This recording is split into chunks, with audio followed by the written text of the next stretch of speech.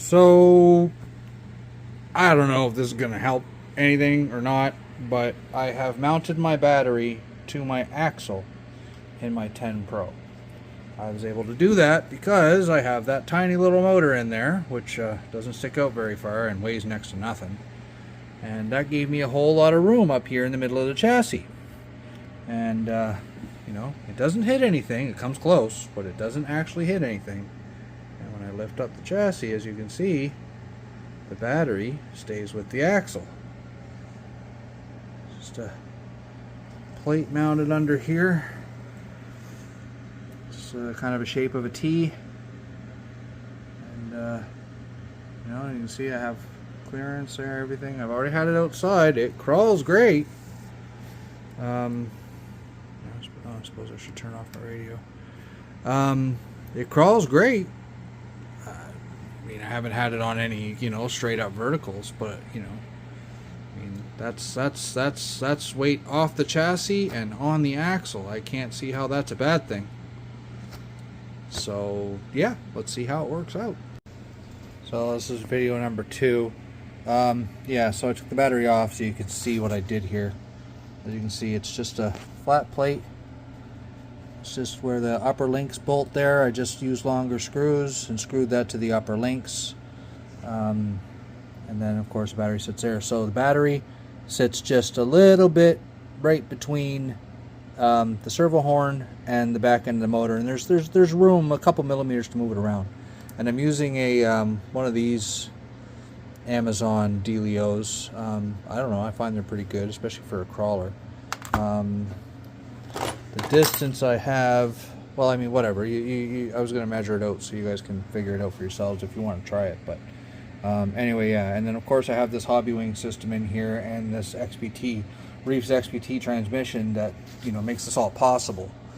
But, yeah, I mean, with that on the axle, and there's nothing hitting anywhere. There's no, you know, like I said, battery gets close to the drive shaft at articulation. So, but close, it's not touching. I can still slip like something like this in between. So, you know, we're good there.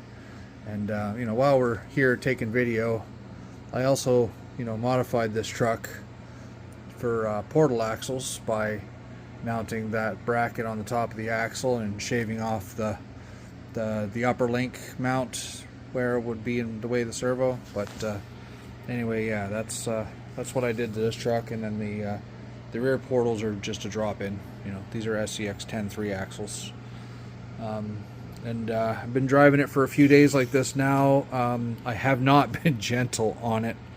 I have a couple of spots outside of my front yard that are damn close to a vertical, and you know, I've tumbled off of them, you know, messing around. I've deliberately slammed this truck, you know, nose first and on its side, you know, made it fall over so I could see if this is gonna break, any of this is gonna break. And so far everything's holding solid. I have no reason to believe that it's not. Like, this is screwed and then CA glued, you know, in combination. So I can't fathom anything busting loose here, but you know, time will tell, right? You know, and if it does break loose, well, whatever, I'll just find a better glue and glue it again.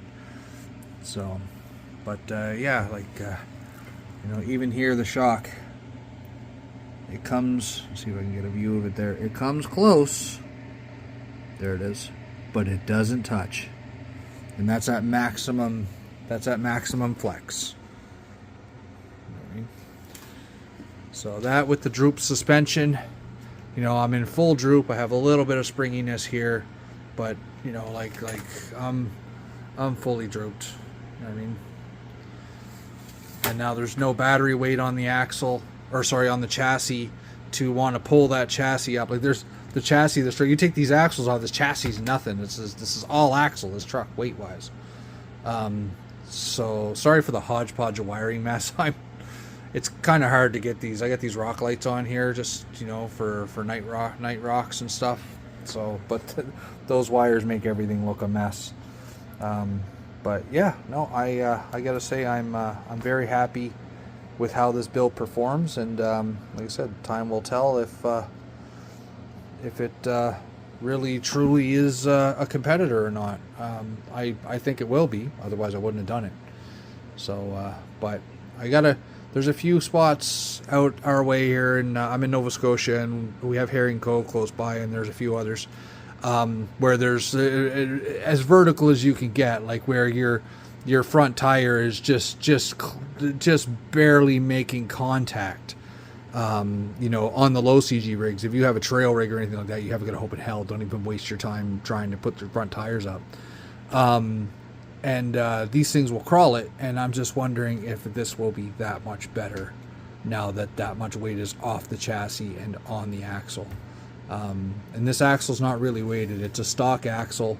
I just have a little bit of brass weights in the wheels. That's it. I have no added weight otherwise to this truck, and eventually those brass are coming out of the wheels, and I have some pin tires coming with some special foams, and I suspect that this truck will just become that much better. So let's see.